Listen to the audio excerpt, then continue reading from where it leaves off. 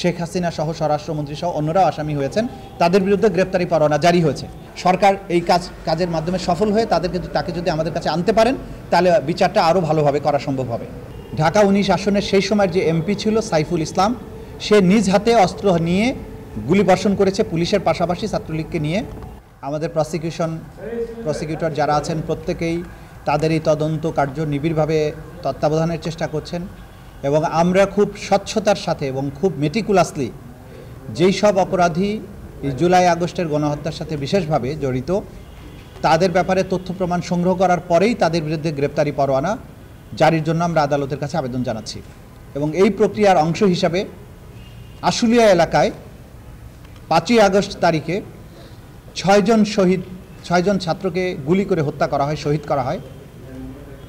এই 6 জনকে হত্যা করার পরে আপনারা সোশ্যাল মিডিয়ার মাধ্যমে জানেন যে তাদেরকে প্রথমে গুলি করে হত্যা করা হয়। হত্যা করার পরে তাদের প্রথমে চ্যাংদলা করে একটা রিক্সা ভ্যানের মধ্যে উঠানো হয়। ওইখানে কিছুক্ষণ ফেলে রাখার পরে পরবর্তী সময়ে পুলিশের একটা ভ্যান নিয়ে আসে, সেই ভ্যানে তাদেরকে উঠানো হয়। ভ্যানটা সেখান থেকে সরিয়ে থানার পাশে একটা জায়গায় একটা দোকানের সামনে দাঁড় করিয়ে রেখে সেই লাশগুলোতে পেট্রোল এনে বোতল ভরে এক জায়গা থেকে পেট্রোল আনে একজন, আরেকজন এই পেট্রোলটা ঢালে, আরেকজন ম্যাচ নিয়ে আসে, তারপরে আগুন দিয়ে জ্বালিয়ে দেওয়ার চেষ্টা করা হয় গাড়িসহ। তাদের এই জ্বালিয়ে দেওয়ার চেষ্টা করার উদ্দেশ্য ছিল যাতে করে মানুষ বুঝতে না পারে যে এদেরকে কে হত্যা করেছে। পুলিশ হত্যা করে পুলিশের গাড়িতে রেখে আগুন দিলে মানুষ মনে করতে পারে যে পুলিশের গাড়িতে যেহেতু আগুন দেওয়া হয়েছে হয়তো এই হত্যাকাণ্ডটা ছাত্র জনতা করেছে। এইভাবে দায়টা অ্যাভয়েড করার জন্য তারা পুলিশের গাড়িতে রেখে আগুন দেয়। আমাদের তদন্ত সংস্থা এই ব্যাপারে ডিটেইল তদন্ত করে এবং তদন্ত পরে যেটা পাওয়া যায় যে এই ঘটনার সময়ে গুলি বর্ষণের সাথে ঢাকা 19 আসনের সেই সময়ের যে এমপি ছিল সাইফুল ইসলাম, সে নিজ হাতে অস্ত্র নিয়ে গুলি বর্ষণ করেছে পুলিশের পাশাপাশি ছাত্রলীগকে নিয়ে। তিনি সহ এই লাশ পোড়ানোর ঘটনার সাথে সেই সময় কর্মরত 4 জন পুলিশ অফিসারকে আমরা শনাক্ত করেছি। এই 4 জন আর সাইফুল ইসলাম ঢাকা 19-এর এমপি সেই সময়ের, তার বিরুদ্ধে আমরা গ্রেপ্তারি পরোয়ানা জারির জন্য আবেদন করেছিলাম।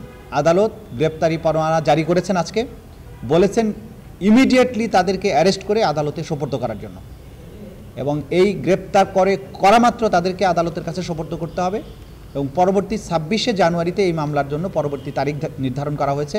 এর মধ্যে প্রোগ্রেস রিপোর্ট বা তদন্ত রিপোর্ট যেটা আমরা পাবো সেটা আদালতের কাছে দাখিল করব। আর হচ্ছে মোটা দাগে আমরা যেটা বলার চেষ্টা করছি যে ছাত্র জনতার মধ্যে সবার মধ্যে আমাদের ব্যাপারে যাতে কোনো অনাস্থা তৈরি না হয়, আমরা ব্যাপক হারে গ্রেপ্তারি পরোয়ানা জারি করছি না। কারণ গ্রেপ্তারি পরোয়ানা ব্যাপকভাবে জারি না করে আমরা তদন্ত করে যাদের বিরুদ্ধে কনক্রিট এভিডেন্স পাচ্ছি সেগুলোকেই আমরা নিয়ে আসছি, কিন্তু কোনো অপরাধী ছাড় পাবে না, এটাও সত্য।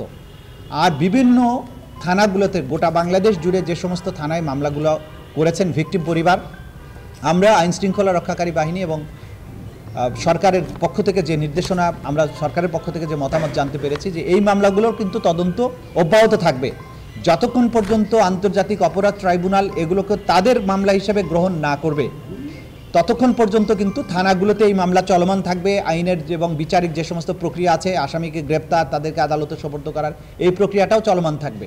আমরা যখন মনে করব যে এখানে ক্রাইমস অ্যাগেন্সট হিউম্যানিটির অধীনে এই আসামিদেরকে ধরা দরকার, তাদের বিরুদ্ধে এখানে নিয়ে আসা দরকার, তখন আমরা যাব। কিন্তু ধরেন যেহেতু 56,000 বর্গমাইল জুড়ে এটা হয়েছে, এই গ্রাউন্ড লেভেল পর্যন্ত যেতে আমাদের সময় লাগবে।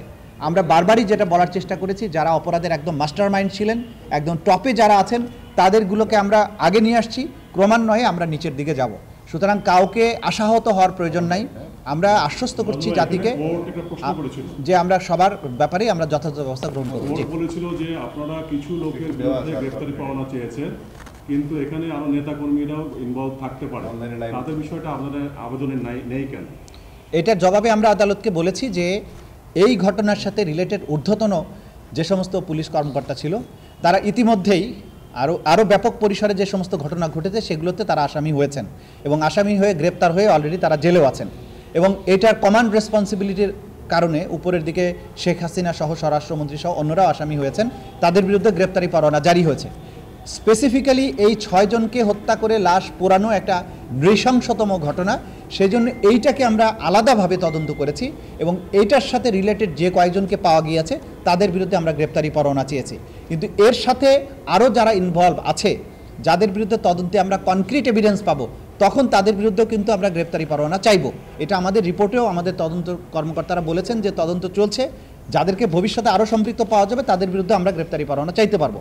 এখন পর্যন্ত এদের বিরুদ্ধে কনক্রিট এভিডেন্স আছে, ফলে আমরা তাদের বিরুদ্ধে গ্রেপ্তারি পরোয়ানা চেয়েছি। এই যে 4 জন পুলিশ কর্মী তারা কি সরাসরি প্রত্যক্ষভাবে জড়িত ছিল? প্রত্যক্ষভাবে জড়িত। তাদের নাম কি? নামটা আমরা যেহেতু এই অতীতের অভিজ্ঞতা থেকে নাম বলা মাত্র পালিয়ে গেছে, সেজন্য আমরা এই মুহূর্তে বলছি না। এটা আমরা যথাযথভাবে সরকারের আইনশৃঙ্খলা বাহিনীর যে ঊর্ধ্বতন মহল যারা গ্রেপ্তারটাকে এনশিওর করেন, যারা গ্রেপ্তারটা করেন আসলে তাদেরকে আমরা জানিয়ে দিয়েছি, যাতে করে তারা এই গ্রেপ্তারটা সুষ্ঠুভাবে করতে পারে পালিয়ে যাওয়ার আগে। আমরা আপডেট দিয়েছে না, আর কোনো আপডেট এখন পর্যন্ত আদালতে আসেনি। আচ্ছা, ওরা কি কর্মরত আছেন কিনা পুলিশ কর্মকর্তা?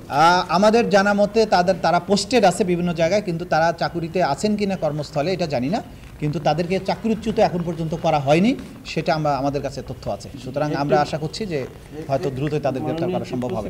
একটি বিষয় জানার ছিল যে এই আদালত থেকে গ্রেপ্তারি পরোয়ানাভুক্ত শেখ হাসিনাকে ফেরত পাঠানোর জন্য আনুষ্ঠানিকভাবে নোট ভার্বাল দিয়েছে সরকার ভারতকে। এই বিষয়টিকে আপনি চিফ প্রসিকিউটর হিসেবে কিভাবে দেখছেন এবং আপনার মূল্যায়ন কি? আমার এখানে মূল্যায়ন করার সুযোগ নেই। রাষ্ট্রের কাজ করেছেন, আমি তো এই রাষ্ট্রের একটা প্রতিষ্ঠানের পক্ষ থেকে কাজ করছি, আমি চিফ প্রসিকিউটর হিসেবে কাজ করছি।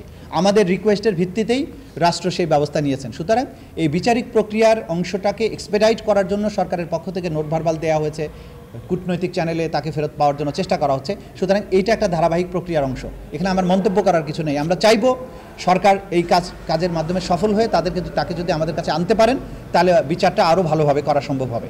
সুতরাং রাষ্ট্র এবং আমরা আলাদা কোনো বিষয় না, রাষ্ট্রের পক্ষ থেকে যেটা করা হয়েছে এটা আমাদের পক্ষ থেকে রিকোয়েস্টের মাধ্যমেই করা হয়েছে।